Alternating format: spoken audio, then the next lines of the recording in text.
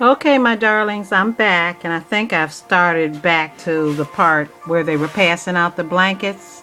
Remember, this is on USTC 360, and I have it at the bottom. And this is number 27, called Hot Meals for the Homeless in Chicago. So they're folding up these blankets because they want to feed them. This is an organization called Zichi, and that's why they have the Chinese. It's in English, but they have the Chinese translation at the bottom. And they do this because they say it's better to give than to receive. Everybody can do something. You don't have to come out with a lot of things. Personally, I'm a little funny about fixing food for my house, passing out or sandwiches, anything, because I don't want anybody to get sick. But McDonald's and all the fast foods, including Walmart's, they have little gift cards that are about like $5, a dollar, $2. And that way the people can go in and maybe buy their own gloves and their own hats and everything. You never go wrong helping out people. I'm going to enlarge this to a big size here, the full screen. Yeah, and that makes it better to see. Okay. This lady here that's coming in volunteering, she had a throat operation, and the next operation, when the cancer comes back, the doctors told her she may not be able to speak anymore. But she said she's still going to come out and help. She's going to help. So all I have to say is whatever you do for anybody, God rewards you 100 times forward. They call it pay forward, but that's it. Chicago, let me tell you, is a beautiful city. All this killing and stuff is just probably the revenge of the crack babies. That's all I can say, because the police just killed one guy this afternoon. He had carjacked a car up at 75th and Jeffrey, and the police pulled him over. And I don't know if, guys, if you're going to use the drugs and stuff, don't be going out carjacking. Keep your dumb behind in the house. He ran.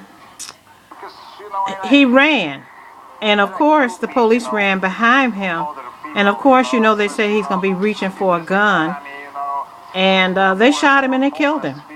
So it's not worth it. Then I also heard about this poor rap artist that just killed himself.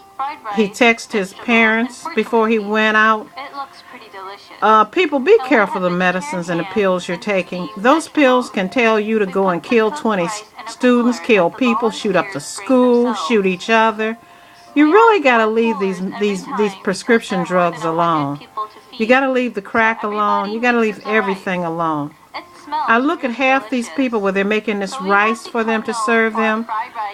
I'd rather be a giver than to have to be a receiver. Because each one of these people that are waiting here for something to eat, they have to examine their life. One guy in the audience said that he just kept committing felonies, so he can't get a job, so he's out begging on the streets. But don't be beating up people. Don't be, and these phones, people, I've told you, don't take them with you. It's not worth your life. Just please don't take the phones with you. They're looking for these phones. When I go out in the street, I don't have a cell phone with me. I don't have anything. If anything, if I'm going to take anything with me, I'll take an old cassette player with a cassette in it. They probably beat me to death for having that, but I don't care. When I go out, I try to go out. And my husband used to always tell me, "Oh, take some money for the stick-up man." Yeah, I got an ice pick and some other stuff for a stick-up man if he puts his hands on me. And I don't mean a ice pick. You better have more than one, because sometimes when you have a weapon, if they get the weapon away from you, they can use it on you. I got some pretty good ways to get somebody off of me. Trust me. It scares me when I think about it. But so far, people have looked at me and they probably says, "Oh, she's a little mean there." And that's the message I want to send when I walk through the street. I want to send the message, damn, I'll bite you. And I'm the nicest person in the world. But I go into the twilight zone if I'm ever attacked. I mean, I'm sorry, I just do that. You'll have to get me by just shooting me, period, and not even letting me know where it came from. People are hollering about the good old West, but it's not the good old West anymore. Let me mute this. I didn't mean to have myself talking and them talking too, because you can go and sign in and see this. So what I'm going to do is I'm going to mute it. Okay, that's what I thought. I had it mute when I was doing it, you know. I'm sorry, I apologize for that, because most of the time, the things that I show on here, they're right off from YouTube. YouTube's beautiful place. Beautiful things are happening. I'm meeting such beautiful people on here, and we're helping one another. Right now, one of my friends, she was hurt with a drunk driver that smashed her car and everything. I have a van sitting out there that I can't drive until after my cataract surgery. She's got 4 kids. If she wants to, she can drive the van. If it gets torn up or anything like that, well, that was just God's will.